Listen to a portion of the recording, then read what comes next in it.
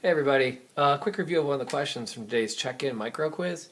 We had a lot of difficulty proving that these were or were not inverses, so I thought I would go ahead and walk you through the problem very quickly as part of our review this evening. Xander's working on a very special picture for everybody, which we'll see when the problem is over. So here I've got my f of x here and g of x over here. Now to verify two things are inverses, you have to do the composition of the two functions. So I have to find out what f of g of x equals. If I get x as a result, that means the two functions are inverses. I don't need to find the inverse of f. I don't need to find the inverse of g. I'm not actually going to work out inverses, and I'm not plugging numbers in. The actual check that we talked about in class to verify that these are inverses of each other is to do their composition and see, do I just get x as an answer? If I get just x, if whatever I get simplifies down to x, then I can conclude that these two are inverses of each other. So let's check that very quickly here. I'm going to plug g of x into f of x and see what the result is. So I'm looking at f of x minus 4 over 2. When I plug that into this function, I get 2 times x minus 4 all over 2 plus 4.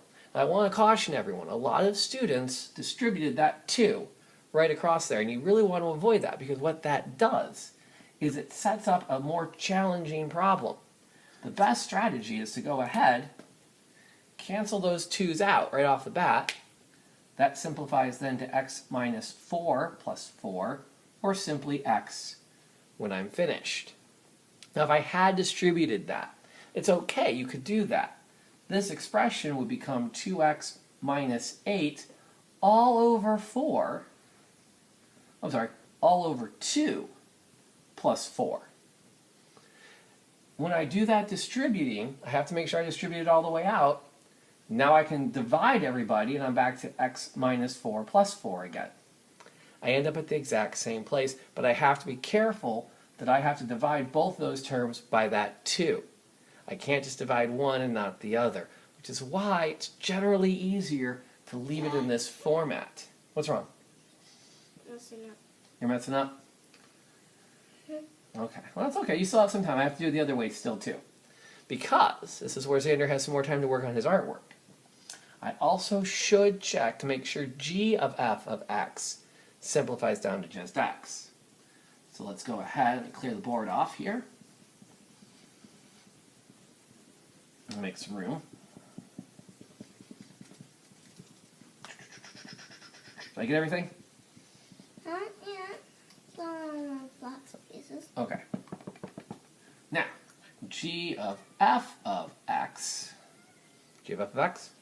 So the f goes in the g. So I have 2x plus 4 minus 4 all over 2. I'm going to be right back. And we're back. That was purple heart.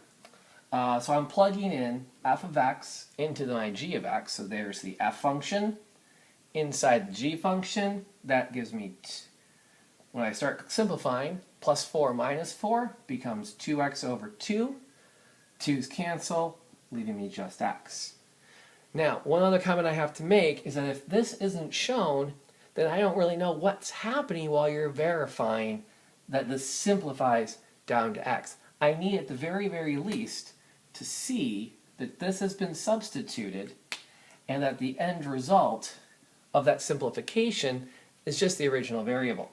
Otherwise, they're just numbers on the page. So I need some sign that you understand that what we're really going for in these problems is the composition of the two functions, which then in turn leads to x. Let's check in with Xander and his art, and then we'll call it a night. You ready to show off, Xander?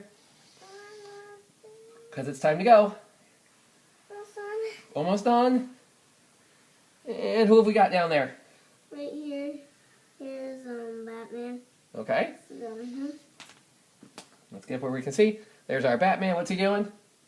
He's on the trampoline. He's on the trampoline again. Can you say goodbye, everybody? Bye. Oh, and there's also Superman right there. There's Superman right there. They can't see it. Say goodbye. Bye.